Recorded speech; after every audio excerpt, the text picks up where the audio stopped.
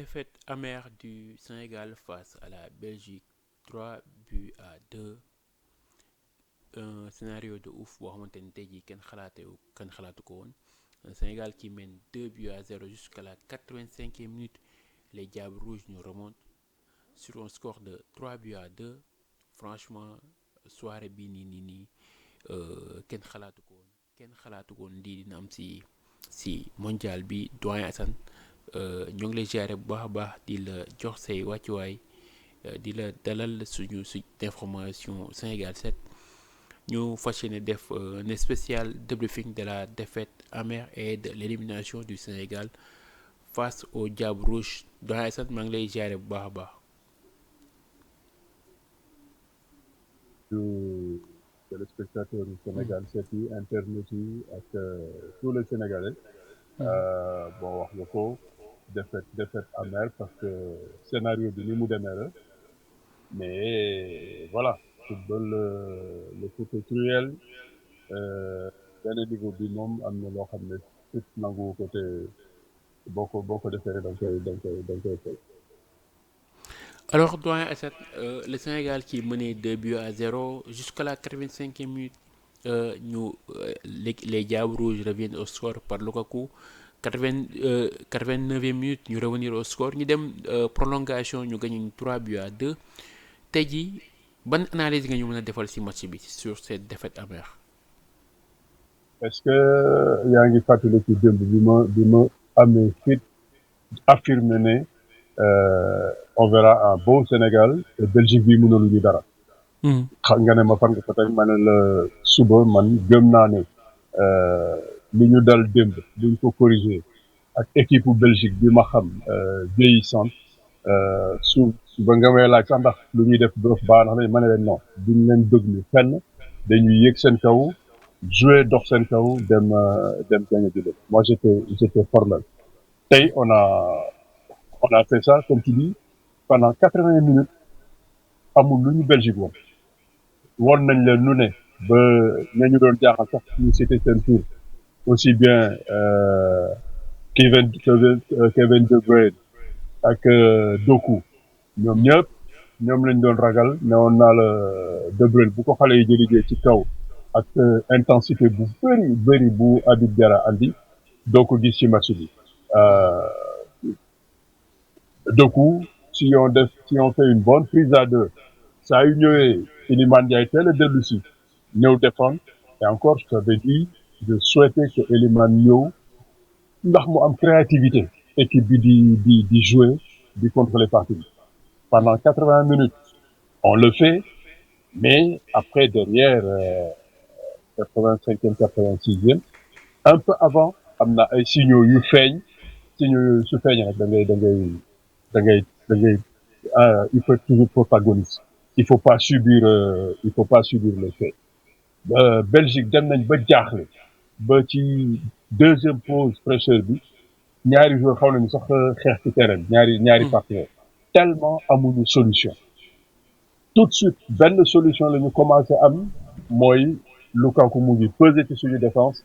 di gagner ay duels. Papa fait des choix forts il a fait des choix forts même Pathé qui joue en club ci ginnaaw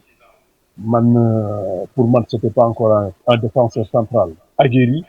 à ce niveau de la compétition mais tellement Belgique defuñu dara ba il était tranquille dans son fauteuil moom ak Niakhaté seen père ça déroule mais dès qu'on nous a amené Lukaku mu commencé di gagner duel yi foofu ci impact bi mais foofu la ñuy réactiver foofu la ñuy teel a corriger et moi j'ai l'impression que pour une fois les changements de Pape parce que aussi ñu dem waa ji sonal ñu bousculer ñu ba physiquement ngay sombrer ñu def changement mais le premier changement de Pape Gueye à la 66e xamuma lan moo koy expliquer pendant ce temps-là le milieu de terrain est contrôlé entre Pape Gueye Habib Diarra Idrissa Gana Gueye Tielemans mënul def dara lu dul ay faute ak ay xulo Trossard mënul gis bal bi ba ñu ngay énervé pourquoi tout de suite se précipiter faire un changement et malheureusement coaching perdant parce que Lamine Camara tout de suite il rentre première balle, le contrôle il est pourri. Immédiatement il prend un carton mu entaché match am milieu bi commencé am ay difficultés mu dolli ci andi Pape Matar Sarr pour sortir Habib Diarra depuis match bële passé mu lay wax il a fait un peu des changements pour faire des changements parce que Pape Matar Sarr on n'a rien contre lui mais depuis un moment il ne rejoue plus en sélection rythme bi ñëwul il a un jeu trop latéral trop lent tout de suite bi nga andee loolu nag ce milieu commencé déstructuré wu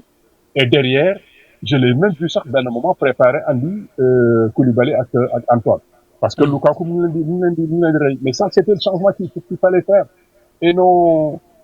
génne Habib andi Pape Matar et tout non le problème ne se situait pas dans l'entrejeu parce que Belgique bi ñu jaaxle dañuy guddal bal bi Lukaku dem duel gagné malheureusement moment bi mu koy lire ba bëgg ko def seytaane ñëw na ba il a pas fini par faire ce changement-là ça veut dire que donc ci moment boobu ci haut niveau soo mayee nit ki mu del bi parce que analyse bu gàtt mooy may nañu Belgique victoire benn yoon Belgique gagné wuñu benn yoon gagné wuñu parce que pour ñu gagné la dañ lay bousculer malmener la gisuloo bal bi mais amul benn yoon bu ñu Belgique jaaxal sur 2 coups de boutoir benn bi problème de fraîcheur ak replacement le premier but bi xaw ma ndax yaa ngi koy xoolaat les Belges ils ont la balle ils jouent déjà sur le côté gauche seen côté gauche ñoom Ibrahima Mbaye def course bu rëy ba man fi ma toog sax yàlla seede na fi ma toogoon maa ngi ko naan non bien joué Ibrahima mu dellu si bu baax resserré foofu pour gars yi bañ fa jaar gars yi gisuñu yoon foofu il repasse à droite télévision laay seetaan je ne vois pas tout le terrain je dis hop replacement ba tardé na côté boobu am na ku manqué am na ku ñëwul ça n'a pas loupé 1-2 ba fa la génne bal bi Lukaku jot ci Niakhaté pour man aussi il a manqué d'impact Lukaku foofu da nga koy fuir génne ko du jeu on prend le but nag affaire ba jaxasoo voilà lépp dem dans tous les sens. mais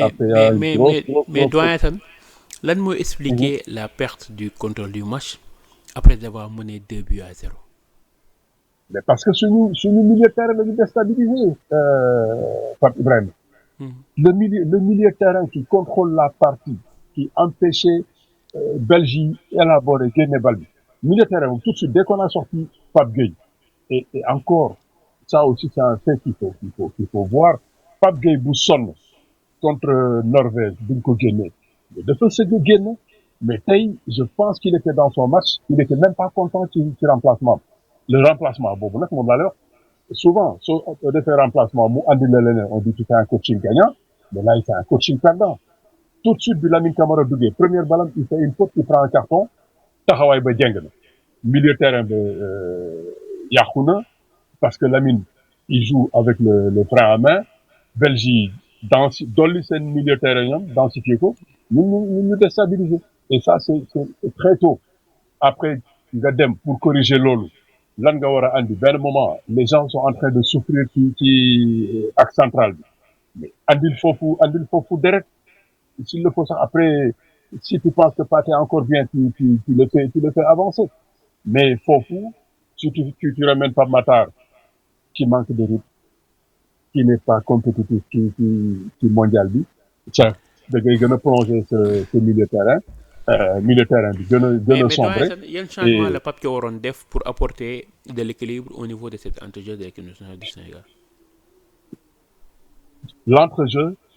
jusqu'à la 70e après la 66e l'entrejeu marchait bien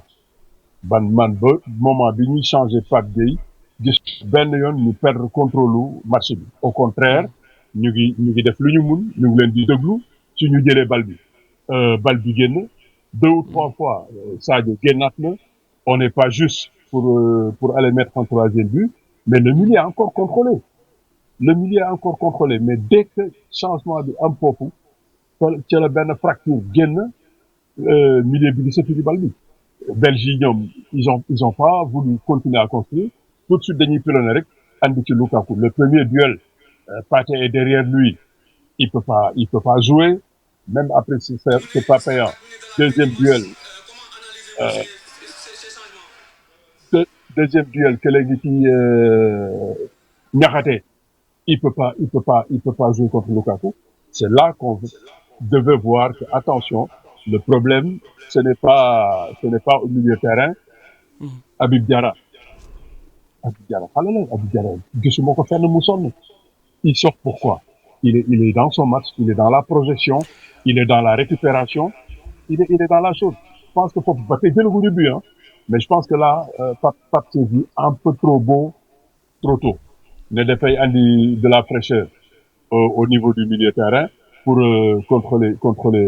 jeu bi, mais fraîcheur bi ñu soxla woon c'était un peu gën a muscler couloir yi parce que benn moment. Donc, ñu koy battre di génn yëpp. donc, est-ce que les changements de Papio ne sont pas programmés? Est-ce qu'ils ne sont pas des changements programmés? xaw ma ndax c'est programme mais c'est pas judicieux. En tout cas lenn rek moo am Fabien dafay am coaching gagnant wala coaching perdant. Sur les changements, le coaching était complètement perdant parce que comme je dis, quand Doku est sorti, Luke Bakio ñëw foofu la ñu soxla dolli deret dolli pêche parce que moom tamit 2 ou 3 fois mu ngi malmené Ismaël Jacobs mu ngi sax tenté di andi bal bi foofu la waroon ñëw. La preuve, comme je dis, le but de Lukaku, c'est parce que côté boobu ci Ismaël Jacobs, il n'y a pas eu de soutien, il n'y a pas eu de na nga dem xoolaat action bi mu ngi jógee ci défense su Belgique. Ils jouent sur leur côté gauche. Ibrahima Mbaye def benn course de 30-40 mètres ñëw resserré donc arrière gauche bi mënul génn foofu ñu demaat ci Luke Bakio ba ñuy passe foofu maa ngi xool kan ma war a dellu si kan ma war a replacer wu pour mun a jàppale Ismaël Jacob mais il y a eu défaillance foofu ci replacement foofu moom défaillance et une deux bi génn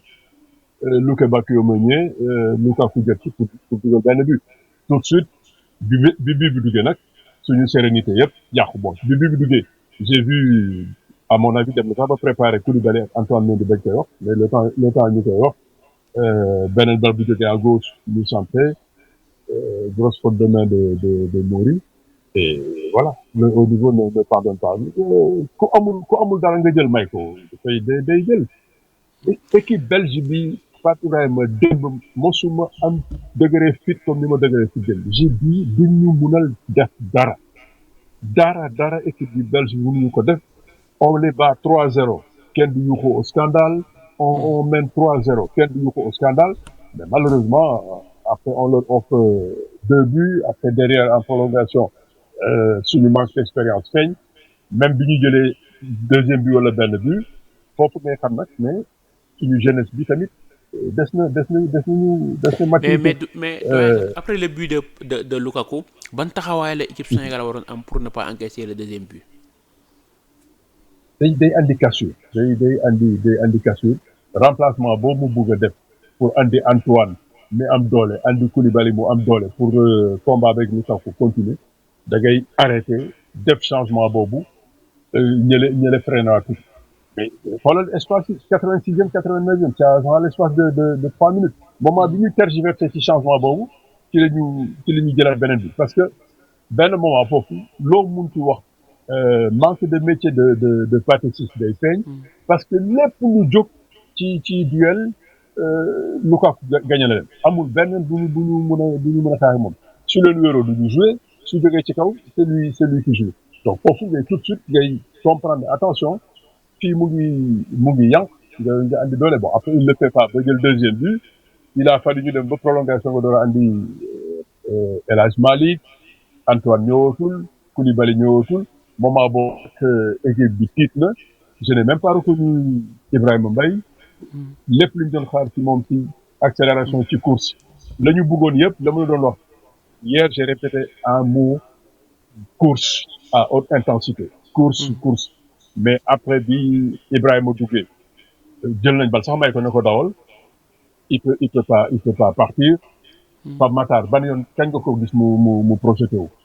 amul benn yoon fa Habib Diarra doon jaar di projeté wu di andi surnom Pape Matar il est là à la limite même bal bu ñu coppati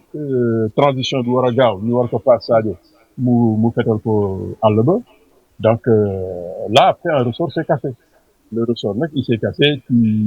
dans un coaching perdant et ça n'a pas loupé bon après derrière voilà Lamine Camara n'est jamais rentré dans son match l'arbitre aussi à mon avis siffle un penalty qu'on aurait pu nous épargner parce que ci après ci accrochage bi waa ji jotaat na dal bi am na avantage jël na temps am yëpp dóor na mu dal ci transversal bi je pense que foofu je sais pas VAR bi mënoon parce que même bu koy woo la preuve c'est pas évident il a fallu que arbitre bi xool mais doyen itam ñu déggandoo la réaction de Pape Thiaw après le match. Donc voilà, on est éliminé, ça fait mal, c'est sûr. Après voilà, faut féliciter l'équipe qui a tout donné, mais malheureusement on n'a pas pu gérer quand on menait 2-0 et après une fois qu'ils sont revenus, c'était pas facile. Après le penalty, bon, ça peut se commenter, voilà, chacun son interprétation et moi je veux pas rentrer dedans, donc voilà, faut féliciter l'équipe de Belgique qui est passée et nous, voilà, on s'arrête là. L'équipe adverse a éliminé. Performant et bon. Bon, je pense que bon, écoutez, parce qu'il y a des moments, on avait des problèmes physiques, donc il y avait des joueurs qui étaient fatigués, qui pouvaient plus aller, donc on était obligé de faire des changements. Et voilà, après une fois qu'on perd, on peut pas dire que c'était payant parce que quand même on a eu l'avantage. Maintenant, voilà, faut accepter, c'est le football. Dans la scène Pape Thiaw mi wax il y avait des problèmes physiques il y avait des choses yoo xamante ne mënuñu woon tenir match bi. li mu njëkkoon dafa ne on n'a pas pu gérer pourquoi on n'a pas pu gérer parce qu'on a été déstructuré on n'a pas pu gérer tu fais un premier changement ou deux premiers changements chez des joueurs qui sont pas fatigués d'accord maintenant après à un moment avec les deux changements tu perds le fil le contrôle du match parce qu'après contrôler tuñu partie bi bien que Belgique amuñu lu bëri mais ñun on ne contrôle plus la partie derrière après nag voilà d'autres sont fatigués c'est maintenant que tu fais le changement alors que pour moi je sais pas tey Pape je pense qu'il est allé un peu trop vite en besogne parce que 66e minute wax dëgg yàlla benn yoon parce que su fekkoon sax à la 66e minute Belgique a ngi poussé jël possession bi Mori di jàpp corner yi di bëri ñu xam ne attention on est dominé on est malmené mais loolu yëpp amul ba 66e minute on est encore les plus dangereux 2 ou 3 fois génn nañ Sadio dem na ba biir surface après le dernier geste mooy juste ñu yokk 3e but malheureusement on manque de justesse et d'efficacité foofu donc jusqu'à la 66e minute rien dara xewul rien ne s'impose mais c'est là qu'il décide de faire déjà des changements déjà le premier changement qu'il fait soo gisee image yi Pape Gueye n'est pas content et ça c'est pas des signaux yu ñeneen ñi di gis la preuve il est pas content Lamine qui le remplace il fait une rentrée mais pourrie catastrophique première balle qui manque son contrôle dem xataraayu bi qui prend un carton sur la première action ça veut dire que rentrée baaxul et encore une fois les autres rentrées Ibrahima Mbaye il est rentré amul benn yoon bu mu def benn course ça aussi voilà manque d'expérience bi ak jeunesse bi il faut que ñu bañ a yàkkamti tout ça c'est des je sais pas Iliman Ndiaye jusque là-bas garder le ballon amener de la densité peut-être su amee sax ku jëkk a sonn moi je pense que Sadio moo jëkk a sonn à gauche est-ce que ça mais bon comme tu dis yow mi may wax changement programmé il s'était presque dit que à la 70e Elimane dina génn Ibrahima dugg même nu Elimane munti mel Habib Diarra keroog match bi mu def contre Norvège rentré catastrophique mais tey excellent Habib Diarra un excellent Habib Diarra tey su doylawul du ma doyla Pape Gueye su doylewul du ma doyle Habib Diarra su doylewul du ma doyle c'est là nag que tu décides de briser un élan et de casser un ressort boobu comme je dis bi mu daggee Lukaku commencé di jot ay bal foofu la leneen waroon xew soo xalaatee ne sax Koulibaly ba tey sa confiance est un peu entamée Antoine am na doole on l'a vu à la CAN ba mu duggee place su Crépin ci final bi donc c'est là-bas que les changements s'imposent foofu gars yi commencé di souffrir Lukaku amul rythme benn bi su perte ñaari duel ñetti duel dootu demati mais si tout nous réussit saa yu ñëwee bu wéeroo jël dara moi je pense que c'est là-bas qu'on a raté quelque chose hein. On a raté quelque chose bon après en zone mixte ñoo gis la déception de Crépin Diatta qui dit qu'on a failli il faut arrêter de se trouver des excuses le peuple sénégalais mérite mieux ñu déglu la réaction de Crépin Diatta. On va rester ici à parler des trucs de détail. Je pense que c'est juste une question d'état d'esprit parce que quand tu mènes 2-0 à la 84e, tu dois être le boss dans ta zone de défensive. Tu dois tout faire. Même s'il faut mettre la tête pour il faut être un boss. Et c'est dommage, hein? C'est dommage parce que vu ce qu'on a proposé, vu ce qu'on a montré, là c'est le cœur qui parle. Hein? Ouais. Franchement, je suis abattu. C'est vraiment dommage de rater une qualification comme ça qui était apportée. Je pense qu'arriver à ce stade de la compétition, si mentalement tu n'es pas prêt, tu dois te poser des questions parce que on a failli, hein? On a failli. On avait à cœur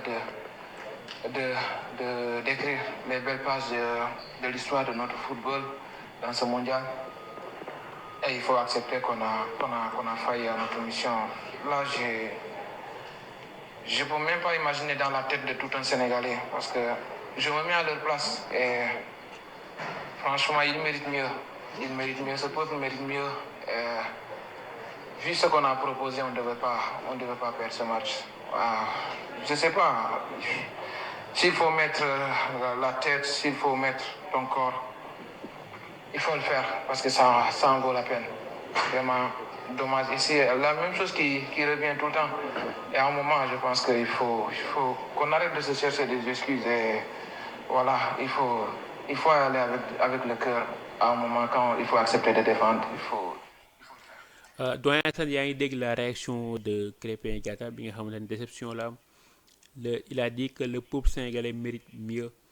te tey jii nii wax na il parle avec le cœur tey jii ban lecture nga am sur la réaction de Crépin Diatta je pense que ñoo ko dégg. waaw bon il est dans l'émotion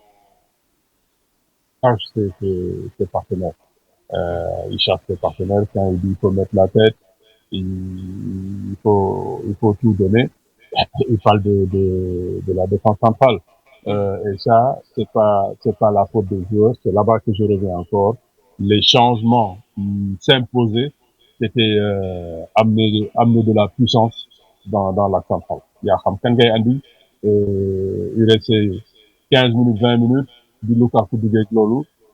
andil ku la neex andil Ablaye Seck andil Antoine de Lossel Koulibaly yaa xam kan ngay andi parce que aussi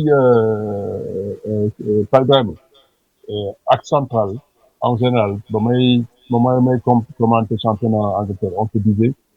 il faut que mu nekk paire boo xam ne am nañu des dizaines des vingtaines des trentaines de matchs ensemble ça c'est une paire bu ñu bricolé c'est la première fois qu'ils jouaient tu tombes sur un revanchard comme Lukaku un puissant un but il fallait que ñu dolli leen doole c'est pas de leur faute ils ont mis la tête ils ont mis le cœur ils ont pas gagné le duel c'est là-bas que les changements sont posés et non au niveau du terrain moi je pense que c'est kon da nga jàpp ne changement yi c'était au niveau de la charnière centrale pas au niveau de l'entrejeu central bi Lukaku duggee du ñu jaaxal rek foofu la ñu andi lu bees il faut ñu andi ko kenn ku frais nga dem ak moom ci duel yëpp ci combat yëpp parce que tout de suite on a senti que lépp lu ñu mën a dal ci moom la mën a jógee mais comme je dis su fekkee ne Pape wax na Antoine ak Koulibaly yëpp ñu jóg échauffé avant ñuy jël deuxième bi ça veut dire que moom sax gis na ko après il faut être protagoniste il faut toujours ngay jiitu événement yi mais doo subir doo subir am na lu El Hadj Diouf jàng woon ba mu nekkee Angleterre ci anglais don't let things happen make things happen bul bàyyi mu lay dal fexeel muy nekk donc malheureusement on a tardé à amener de quoi aller au combat avec Lukaku et ça nous a coûté cher. Ça nous a coûté cher mais man doyen Assane maa ngi woon gis y a un mois du match ma ne tey jii si le Sénégal réussit à ne pas encaisser de but dinañ am benn ascendance psychologique parce que ki nga xamante ni moom mooy Pathé Ciss ak Niakhaté amoon nañ benn assise défensive. non amoon na assise défensive parce que aussi ci kanam ci Belgique amul woon dara ils avaient pas grand chose à faire hein. Ils avaient juste la preuve ils avaient tellement pas grand chose à faire que Niakhaté s'est permis d'être passé décisif ci deuxième but Ismaïla c'est lui qui fait la passe Pathé Ciss tranquillement il a sorti des ballons il s'est même payé le luxe de faire des déplacements de fonction en première période Pathé Ciss génn na borom ba médiane éliminé ñaari nit passe ci courant ils avaient pas grand chose à faire donc ça marchait bien mais dès l'instant que waa ji jaaxle na Lukaku mi amul 90 minutes am na 20 minutes am na 25 minutes mu andi ko nga gis premier duel Pathé souffrir deuxième duel Niakhaté souffrir surtout je réagis foofu ngay gaaw réagir gaaw andi loo xam ne day ànd ak Lukaku ñu dem ndox ma mais c'est là qu'on a manqué de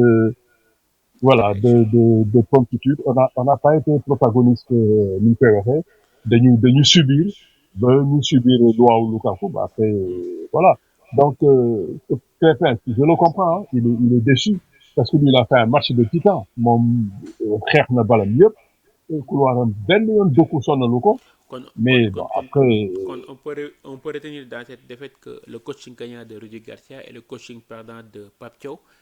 doyen Assane li may tàggatoo ak yow mooy quel est l'avenir de Pape Thiaw. Pas vraiment faudrait pas que ñu yàkkamti encore une fois je dis suñu dugginu mondial doyoon na waar suñu colonne vertébrale compliqué woon na dem nañ nag ba faj wax dëgg yàlla foxoj bi fajoon nañ ko ba taxawaat nañu tey ba baax mais aussi tu peux pas quand même tomber tout de suite sur Pape Thiaw parce que Koulibaly n'est pas venu en forme Gana il a été intelligent mais il est moins bon Sadio benn moment tu sens que mu ngay sonn bon soo bëggee tout de suite nag lépp nga dal ci kaw Pape parce que après bon moi je sais pas il faut ñuy retenir le positif comme li ma waxoon nee naa la on retrouve notre équipe sur ce match-là pendant 80 minutes on a retrouvé une excellente équipe du Sénégal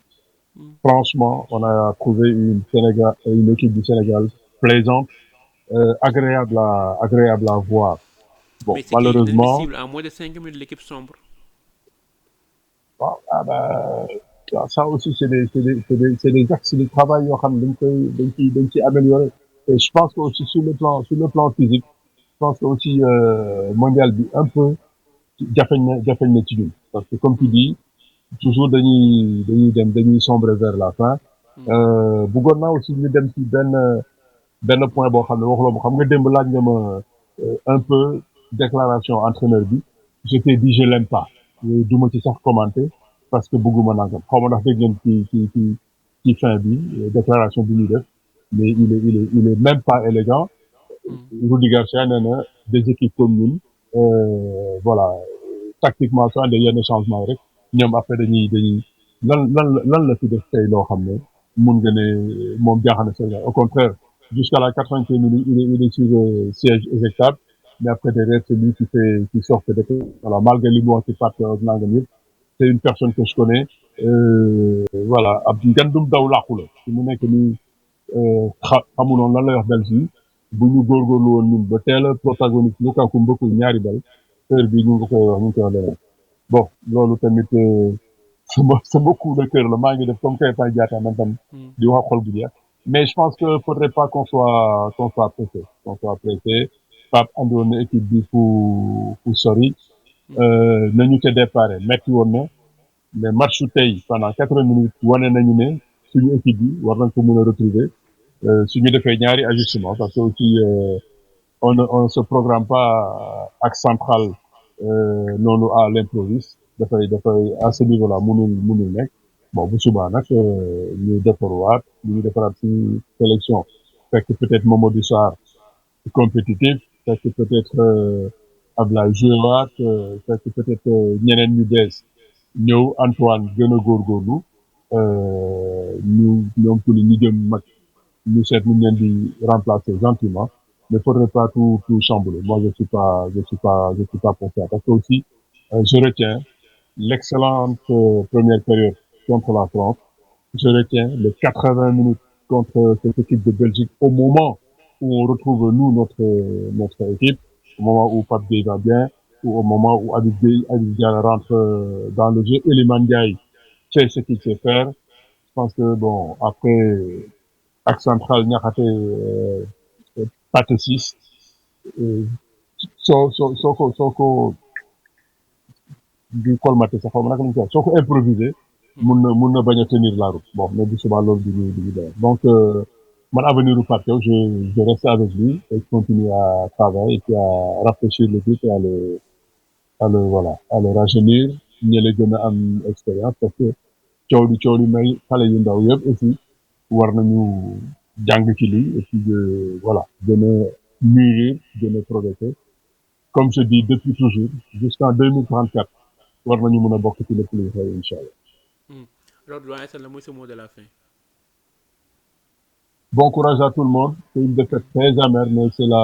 la loi du sport on va encore progresser man d'accord uma ci li ñuy wax on a regardé Belgique bi faalewuma leen Belgique bi on est plus fort que eux et suñu góorgóorloo suñu yenn points yi nga xam ne dañuy départ ñoo amoon ay tolof ñu liggéey ko bu subaa dinañu mën a jogante ku mu munti doon nee naa la fii de 2034 Afrique monde fu nekk war nañ ko mën a bokk donc bu kenn amul découragé